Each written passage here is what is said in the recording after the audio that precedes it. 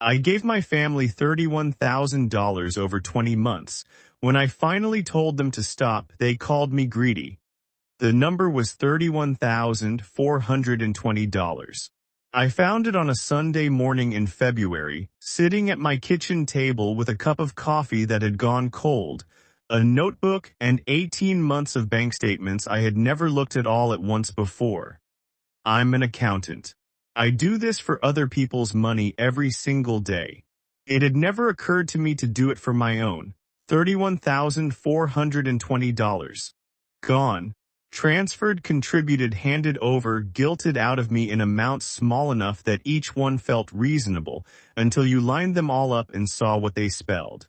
I sat there for a long time, then I opened my laptop, and I started making calls that my family would spend the next several months wishing I hadn't. My name is Marcus. I'm 29. I'm a CPA at a mid-sized firm in Charlotte, North Carolina, and I am, by most measures, good with money. I say that not to brag, I say it because it makes what I'm about to tell you even harder to explain. I moved back in with my parents, Raymond and Gloria, at 27, after my apartment building was sold and converted to condos, and I had 60 days to find somewhere new. The rental market was brutal. My parents had a spare room. It made financial sense. My parents are not bad people. I want to be clear about that because I was clear about it to myself for a very long time. Raymond worked in logistics for 30 years. Gloria ran a daycare out of our home when I was growing up. They are hardworking, community-minded, church-going people who would give you the shirt off their backs. The problem with people who would give you the shirt off their backs is that sometimes they expect the same in return. And they don't always ask first. Here is how $31,420 disappears over 20 months without you noticing. Month 1, Dad's car breaks down. It's his work vehicle. Without it, he can't do the part-time delivery job he picked up after retiring. Repair cost, $1,100. I cover it. He'll pay me back when the next check clears. He doesn't, but the amount is small enough that bringing it up feels petty. Month 2, Gloria's sister in Atlanta needs help with a medical bill, something insurance didn't fully cover. Mom doesn't ask me directly. She just mentions it twice at dinner with that particular exhausted look. I write the check, $800, it's family. Month 3, the property tax bill comes and it's higher than Raymond budgeted for. Could I help bridge it this month? Just a loan, $1,400.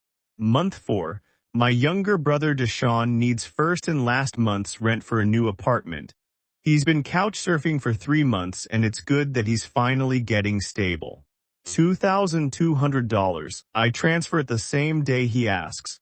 You see the pattern? Each one is reasonable, each one is temporary, each one is family. But here's the thing about patterns, they compound. In finance, we call it the aggregation problem. Every individual number looks manageable. You never look at the sum. I never looked at the sum until that Sunday morning. Month 5, another car repair. Month 7. Deshaun's car insurance because he let it lapse. Month 9, Christmas, I covered the family gifts because money was tight this year. Month 11, a church fundraiser they had committed to without checking the account first. Month 14, a family trip to my cousin's wedding in Atlanta, flights, hotel, 2 nights. They booked it assuming I'd cover my share and then asked about theirs at the airport. I put the whole thing on my card, $2,800. Month 18, my mother asks me to co-sign a credit card for her because her credit score has dipped. I said no. For the first time in 20 months I said no. And that no, that one syllable cracked something open in that house. Gloria did not yell. She is not a yelling person. She just got very quiet and looked at me the way she used to look at me when I was 12 and had disappointed her. I just thought, she said carefully, after everything this family has done for you, that was a small ask. Everything this family has done for me. I went to my room and I got out my notebook, and I started writing. 3 hours later I had 20 months of transactions itemized in a spreadsheet. Amounts, dates, what they were for, whether I'd been paid back. The total sat at the bottom of the column in a little cell. $31,420. Paid back $0. I closed the laptop. I went to bed. I lay there in the dark and I thought about something one of my professors said in grad school, that the most expensive thing a person can buy is someone else's peace of mind. I had been buying my family's peace of mind for 20 months. It had cost me $31,420. It was time to stop. I did not have a dramatic confrontation. I am an accountant. I dealt with it like an accountant. First, I opened a new checking account at a different bank, direct deposit redirected.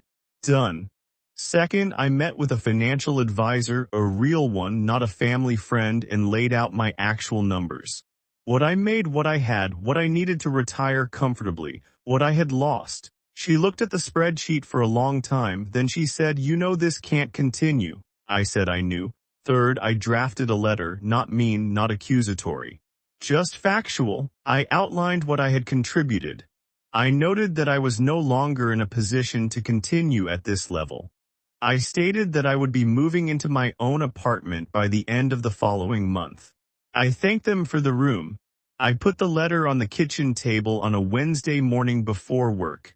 By the time I got home that evening, Gloria had called me 4 times. I let them go to voicemail. The 5th call I answered. The conversation lasted 43 minutes. I know because I checked my phone afterward. Mom's position boiled down. I had been living rent-free in their home for 20 months. Everything I had contributed was essentially fair compensation for that. The things I'd given beyond that were gifts, and you don't itemize gifts. She said the word gifts like it ended the conversation. I asked her how she defined a gift. She said a gift is something given freely without expectation of return. I asked her, was it given freely if it followed a look, a comment, a dinner table mention, a sigh, I just thought after everything we've done for you? Is that freely? She didn't answer. I told her I wasn't angry. I told her I wasn't asking for the money back. I told her I was telling her plainly as an adult son to his parents that I had reached my limit and I was rebuilding my financial life, and I needed them to understand that the arrangement we had been operating under was over. Raymond got on the phone then. His tone was different, not guilty, just confused. "Son," he said, "we're family. You don't treat family like a business transaction." I thought about that for a moment. "Dad," I said, "when you needed $1,100 for the car in month 1, was that a family moment or a transaction?" Silence. Because it felt like a transaction from where I was sitting. The only difference is I didn't send an invoice. He had nothing to say to that. Neither did I. We ended the call.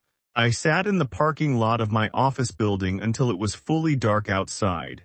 Then I drove home and started looking at apartments. I moved into my own place 8 months ago. It's a 2-bedroom on the east side of Charlotte. The second bedroom is technically a home office, but what it actually is, what it means, is space. Space that belongs to me, that I chose, that I pay for with money I earn and keep. My savings account has recovered significantly. Not all the way, that will take time, but it's moving in the right direction for the first time in 2 years. I bought myself a road bike last spring. A real one, not a budget compromise, just the one I actually wanted. I ride on Sunday mornings before the city wakes up, and it is the single greatest hour of my week.